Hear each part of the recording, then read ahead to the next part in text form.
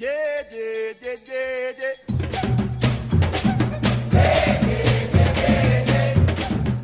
Panacée, une émission qui vous veut du bien. La Panacée, une émission contre tous les maux.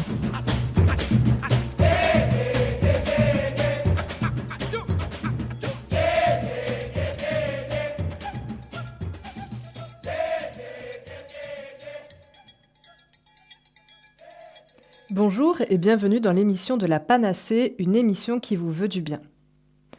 Le syndrome de l'intestin irritable, aussi appelé colopathie fonctionnelle, est un trouble du fonctionnement de l'intestin, dit sans gravité, mais responsable d'une gêne vraiment importante, de type douleur, inconfort abdominal, trouble du transit. C'est une maladie chronique et fréquente qui touche quand même 5% de la population française. C'est le sujet d'aujourd'hui que nous allons aborder avec Fab.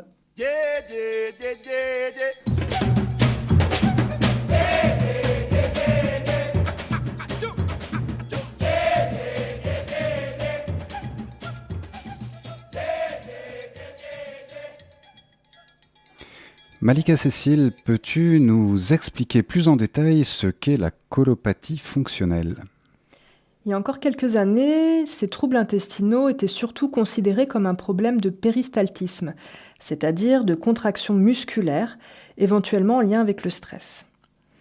Il n'était donc pas alors rare que la réponse soit une prescription de calmants ou d'antidépresseurs.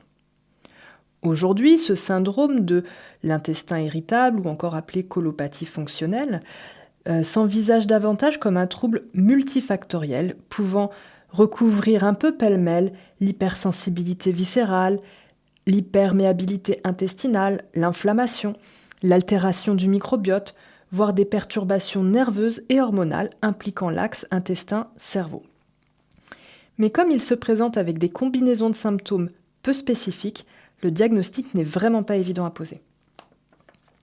La qualification du syndrome de l'intestin irritable repose sur un faisceau de symptômes en l'absence d'une anomalie structurale ou métabolique. C'est-à-dire une douleur abdominale récurrente, des ballonnements, une modification de la fréquence ou de l'apparence des selles, une évacuation anormale, c'est-à-dire incomplète, ou des diarrhées, ou des constipations, ou l'alternance des deux, assortie d'un soulagement par la défécation. Ce syndrome de l'intestin irritable englobe des symptômes autres que digestifs comme des maux de tête, des douleurs musculaires, de la fatigue, des carences et à plus long terme des troubles du métabolisme avec des répercussions psychologiques. Le diagnostic est fait habituellement entre 30 et 40 ans. Plus rarement, ce syndrome peut se manifester chez les enfants et les adolescents. Et il faut savoir que les femmes sont 2 fois plus touchées que les hommes par le syndrome du côlon ou de l'intestin irritable. Et quelles seraient les causes de la colopathie fonctionnelle ? C'est un sujet délicat car je trouve le terme colopathie fonctionnelle un peu fourre-tout. Et dans les pistes reconnues, aujourd'hui, il y a la piste infectieuse et celle du déséquilibre du microbiote intestinal. Il y a des travaux récents qui suggèrent que dans près de 30% des cas des douleurs abdominales postprandiales, c'est-à-dire après manger, eh bien ces manifestations pourraient être consécutives à une infection telle qu'une gastroentérite ou une prolifération de champignons type Candida albicans. Celle-ci, en plus de perturber l'équilibre de la flore microbienne, rendrait le système immunitaire intestinal sensible aux aliments circulant dans le tractus au moment de l'infection. C'est un excès d'histamine sécrété par une stimulation anormale des mastocytes lors du passage du bol alimentaire qui serait responsable de ces douleurs. Alors pour rappel, parce que tout le monde ne sait pas ce qu'est un mastocyte, ce sont des cellules immunitaires qui sont présentes dans les tissus conjonctifs. On peut aussi évoquer une forme de déterminisme génétique et bien évidemment l'hygiène de vie. Ces altérations toucheraient par ailleurs préférentiellement les femmes, comme on l'a dit tout à l'heure, mais on ne sait pas pourquoi. Ça implique probablement certaines hormones sexuelles. Et est-ce que l'alimentation peut soulager ou aggraver la colopathie fonctionnelle ? Le problème viendrait autant de ce que nous mangeons que de la manière dont nous le mangeons. Trop vite, pas assez mastiqué et ensalivé, à n'importe quelle heure, avec des grignotages, sans conscience.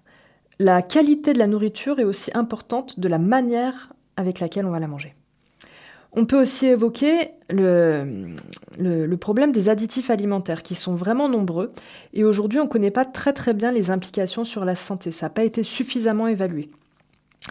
Dans le magazine Alternative Santé, on rapporte le rôle délétère des émulsifiants couramment utilisés dans l'alimentation humaine, comme par exemple le carboxyméthylcellulose, qui est soupçonné de perturber à moyen terme la composition du microbiote intestinal et de favoriser l'inflammation. Et à quoi sert un émulsifiant ? Alors concrètement, si l'on verse de l'huile dans de l'eau, les deux liquides ne vont pas se mélanger. Du moins, tant que l'on n'ajoute pas l'émulsifiant. Et c'est grâce aux émulsifiants que l'on peut expliquer pourquoi l'huile ne se sépare pas du vinaigre dans la mayonnaise, ou pourquoi le chocolat peut être moulé et façonné sous différentes formes, ou encore pourquoi le pain ne rassit pas aussi facilement. Donc ces émulsifiants sont des additifs alimentaires utilisés pour aider à mélanger deux substances qui normalement se séparent lorsqu'elles sont combinées. Les émulsifiants ont une partie qui aime l'eau, on dit hydrophile, et une partie qui aime l'huile, donc hydrophobe. Et lorsqu'ils sont ajoutés à un liquide qu'on dit non miscible, donc qui ne se mélange pas, les molécules vont se placer le long de la couche, à l'interface, où l'huile par exemple se sépare de l'eau. Et ici, l'émulsifiant va se placer de telle sorte que la partie qui aime l'eau va être tournée vers la phase d'eau et la partie qui aime l'huile va être tournée vers la phase d'huile, et ce qui va permettre de faire le lien et finalement à l'huile de se disperser finement dans l'eau. L'émulsifiant donc crée cette émulsion stable, homogène et lisse. Par ailleurs, il y a environ 60 additifs de la catégorie émulsifiants, stabilisants, gélifiants et épaississants qui sont actuellement autorisés dans l'Union européenne. Vous reconnaîtrez sûrement certains de ces noms, et cette liste elle est vraiment pas exhaustive. Donc il y a la lécithine qu'on retrouve par rapport au chocolat, le carragéane qu'on retrouve dans certains desserts et aussi dans des produits sans gluten.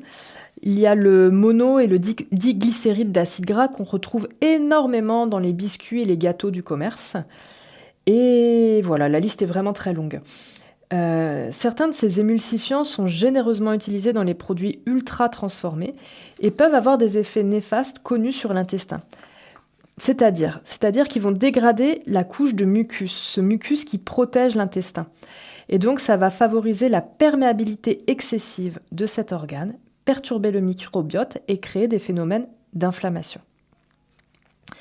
De même, les polysorbates, qui sont des agents de texture très courants, sont aussi sur la sellette depuis quelques années parce qu'ils sont susceptibles de contenir des résidus nocifs d'oxyde d'éthylène, et ça, c'est suspecté de modifier notre capacité d'absorption intestinale. Malika Cécile, que nous conseilles-tu pour réduire l'inflammation chronique de l'intestin ? Alors, la première chose que vous pouvez faire, sans modifier ce que vous mangez, c'est d'éviter de manger la nuit ou entre les repas. Pourquoi ? Parce que la facilité avec laquelle nous avons accès à la nourriture, les petits plaisirs sucrés, les petits plaisirs salés, le grignotage entre les repas, eh bien ça pourrait être un facteur important de dysbiose intestinale, c'est-à-dire de déséquilibre des bactéries de notre intestin. En effet, notre système digestif a vraiment besoin que chaque étape de la digestion puisse être complétée, avant qu'il ne soit de nouveau imposé dans un nouveau cycle. De même, la période de jeûne nocturne est essentielle pour le tractus digestif qui doit pouvoir s'expurger de manière régulière. On conseille généralement de respecter un repos nocturne d'environ 12 heures sans manger. Et c'est de cette manière que notre tractus digestif pourra se nettoyer. Manger à intervalles trop rapprochés serait l'une des principales causes d'un autre trouble du système digestif qu'on appelle le SIBO, pour Small Intestinal Bacterial Overgrowth, ou en français, pullulation bactérienne du grêle.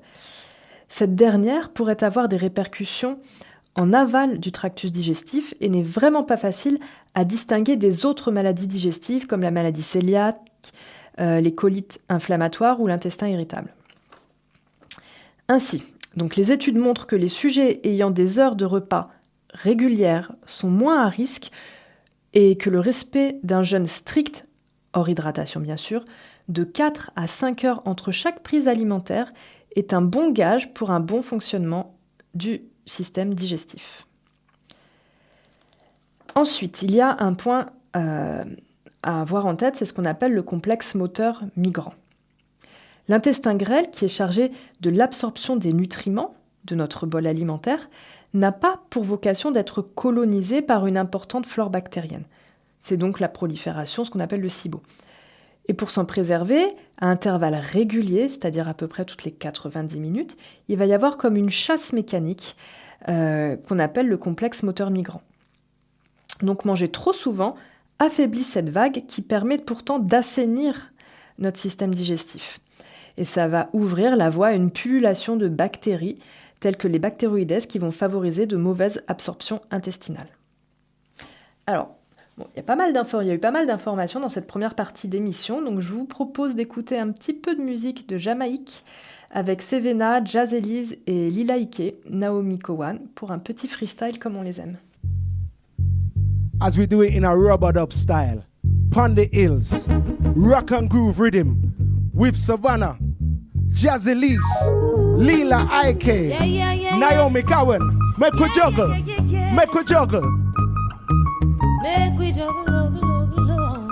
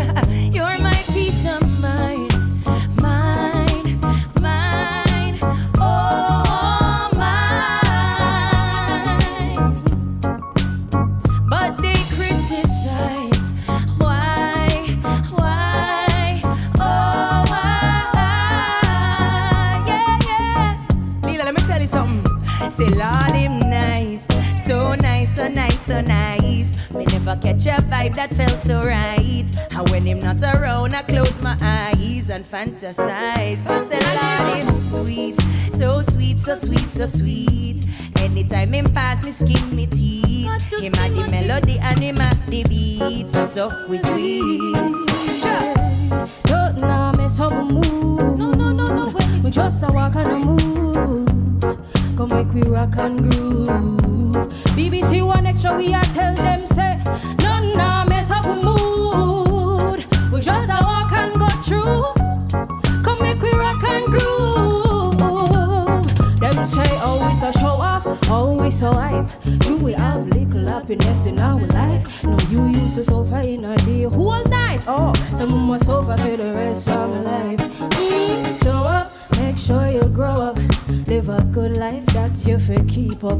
I'm good, so me ease, I'ma lay back. Me see the trouble, me I leave that.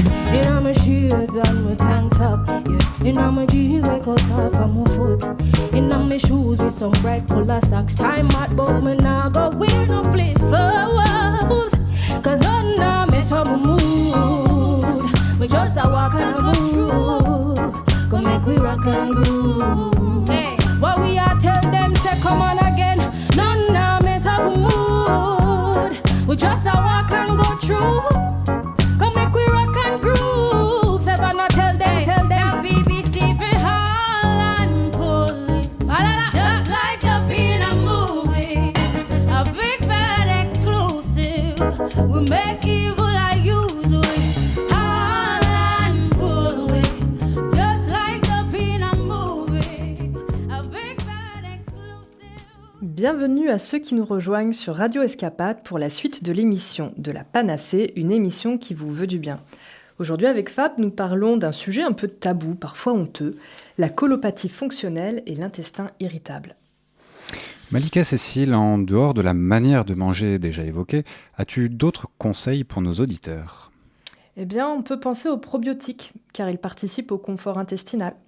Certaines souches ciblent cependant plus efficacement le syndrome de l'intestin irritable, notamment les bifidobactéries. En revanche, Prendre un probiotique ne fait pas tout. Réadapter son alimentation, nettoyer son intestin semble un préalable nécessaire pour avoir un effet durable. Ça sert à rien de prendre juste des probiotiques en fait, ça doit être intégré dans une réforme globale. Parce qu'évidemment, l'alimentation est un facteur central dans le syndrome de l'intestin irritable. La première des mesures consiste donc à remplacer les produits ultra transformés par du fait maison, afin d'avoir la main sur ce que l'on mange. Il me semble aussi important d'aller vers une alimentation personnalisée. Cette démarche prend du temps et repose sur le fait que chaque personne réagit différemment aux aliments qu'elle ingère, parce que chacun dispose d'un métabolisme différent.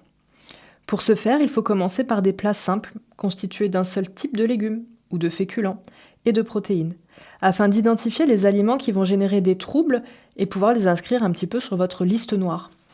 Et lorsque vous aurez de l'autre côté une liste de ce que vous tolérez bien et que vous aimez manger, il sera alors possible de revenir à une cuisine un peu plus élaborée, même si parfois certaines associations peuvent réserver des surprises. La majorité de la population ne consomme pas assez de fibres, qui représentent pourtant un substrat essentiel au maintien d'un microbiote sain et d'un transit régulier.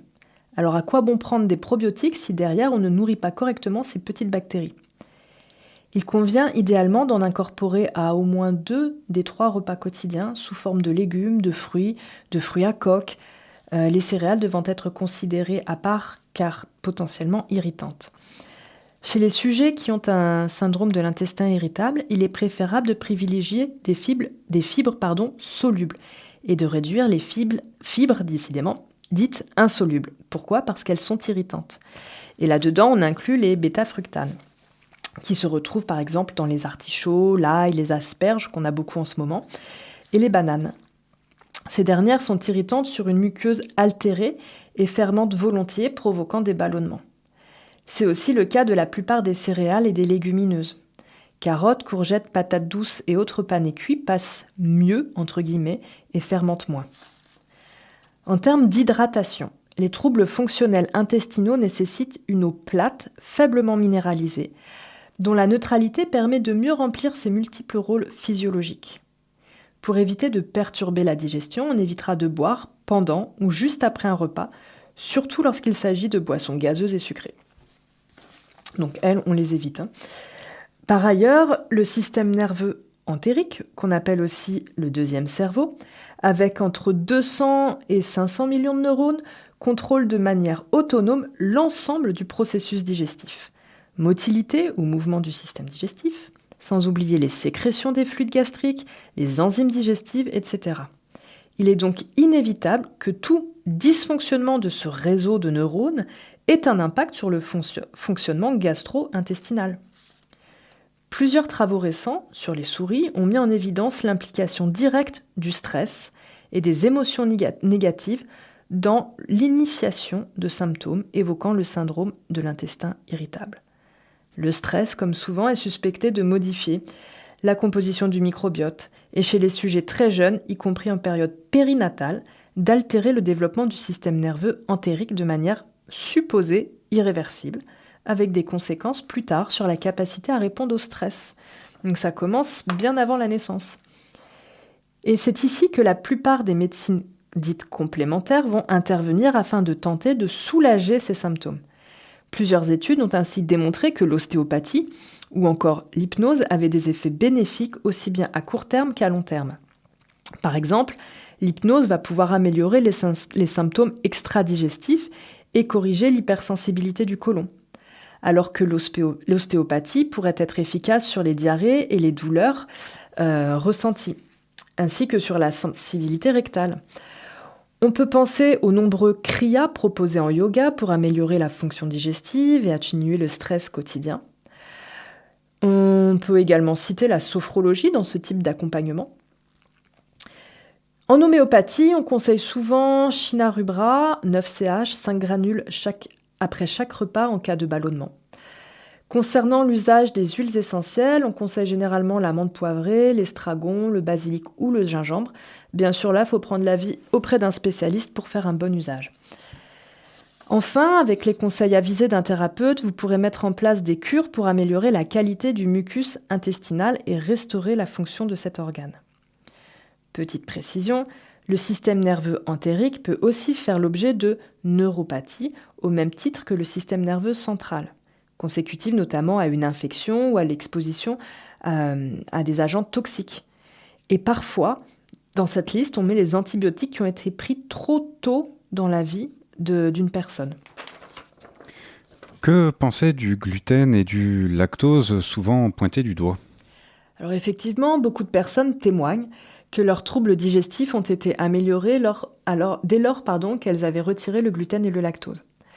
Alors pour rappel, la digestion incomplète du gluten génère des oligopeptides de haut poids moléculaire qui vont favoriser l'inflammation.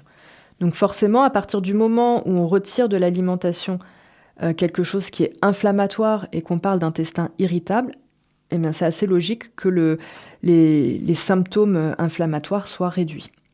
Mais le gluten et le lactose n'expliquent pas tout. Surtout que beaucoup de produits alimentaires sans gluten contiennent les fameux additifs dont on a parlé dans cette émission et qui sont supposés dégrader le fonctionnement de l'intestin.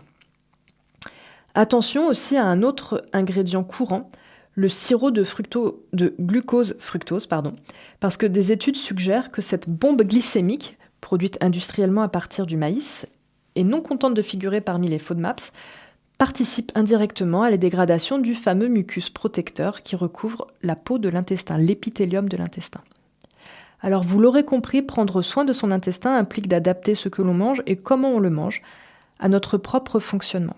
Cela implique également d'intégrer la sphère psycho-émotionnelle et la gestion du stress. Et enfin, en cas de terrain affaibli, des cures pourront être mises en place. Je vous souhaite un bel été car c'était la dernière émission de la Panacée de la saison. Mais vous aurez l'occasion d'écouter des rediffusions en attendant la prochaine saison de la Panacée, une émission qui vous veut du bien.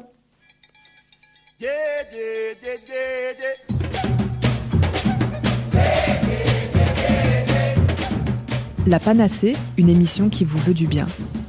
La Panacée, une émission contre tous les maux.